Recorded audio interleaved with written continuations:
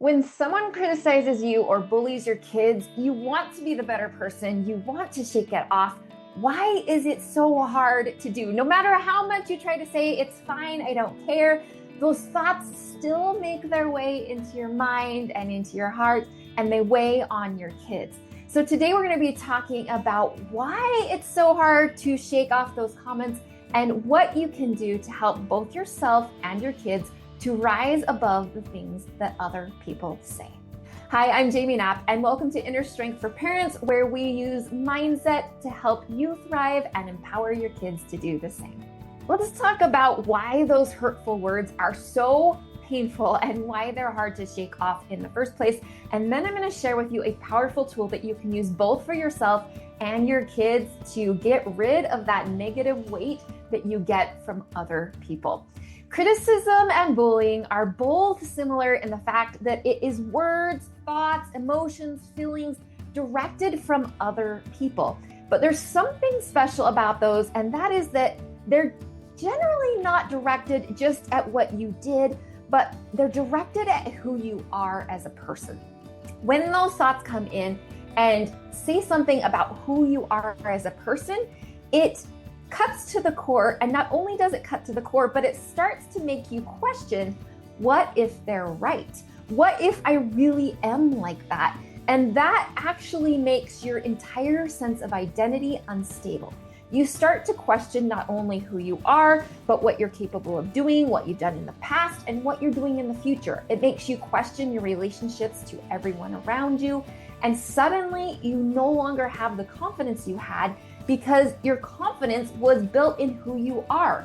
If who you are has changed or is flawed, is somehow cracked or broken, then you no longer have the confidence moving forward that you once had. That is why criticism and bullying is so powerful and so destructive. So what do we do about it, and how do you help your kids? Well, I'm not going to tell you just to tell your kids that it's fine and not to listen to it, because we all know that doesn't work very well. But what I am going to do is I'm going to show you a powerful mindset shift that you can use for yourself and teach your kids so that the power of those words goes away. When someone is launching criticism or bullying at you, what they're essentially doing is they are looking at you and they're trying to decide, okay, what is it about you that's flawed? I'm going to compare myself to you. As humans, that is something we are constantly doing. We always want to make sure we are okay, that we don't get rejected by other people. So we're always subconsciously or consciously comparing ourselves to other people.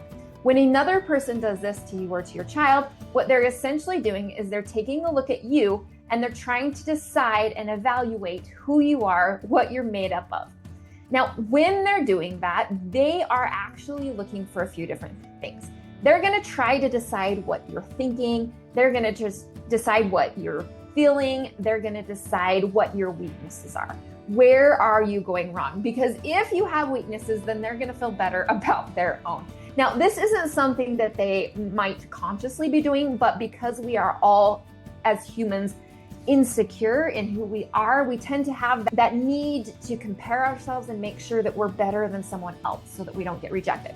So it's natural for other people to be looking for weaknesses in the people around them. Now, obviously, that's not the goal. That's not what we want to be doing. But if it's someone who hasn't really focused on personal development and trying to be their best self, this is going to be their natural reaction.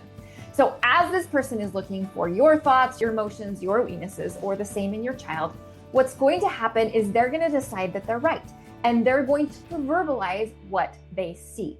But here's what they don't know. Both of you have your own identities. And not only that person has thoughts, emotions, and weaknesses, but the person who is trying to judge the other person has their own thoughts, emotions, weaknesses in their space. Now, what happens is when that person is looking at you or at your child and trying to decide what thoughts and emotions and weaknesses are there, they don't realize that in order to evaluate or judge you or your child, what they have to do is they actually have to look through their own thoughts, emotions, and weaknesses to get to yours. Now, this is problematic because they don't have clear sight. They are looking through their own weaknesses to see what yours are. So what ends up happening? They often will look and see their own weaknesses, but think they are yours. Let me say that one more time. They will often look through their own weaknesses or their own thoughts or their own emotions and decide that they are yours or your child's. Now, obviously, this is problematic because that means they're going to be accusing you or your child of something that simply isn't true. Now, if you'll notice, people will often criticize other people for flaws they have themselves. This is why. They do see the flaw, but the flaw is in their space, not yours. Now, sometimes criticism is very, very hurtful because it does resonate with something in you, which means that both of you probably have the flaw. That person is looking and they're seeing the criticism or the flaw in themselves, but there's also a piece of it in you. That is probably why they can see it so well. So that is why it is so painful, is when someone criticizes you, there's a piece of truth in it. You probably do have some of that flaw. Now, the problem is that the person criticizing you sees more of that flaw than actually exists because they're seeing both their part of the flaw and yours as well. So what do you do about this? The first tool you want to give your child or yourself is knowledge. Recognize that when someone criticizes or bullies, 90% of what they're seeing is actually about them, not you. What they are saying and what they are seeing is what is actually in their space. So when it hurts so bad, it's often because there is a little spark of it in themselves, but they need to know that there's actually so much more of it in the person giving and dishing out the criticism. So knowledge is power. Recognize that whatever you are being accused of is probably only a little bit true. And so that's the first gift you want to give your child.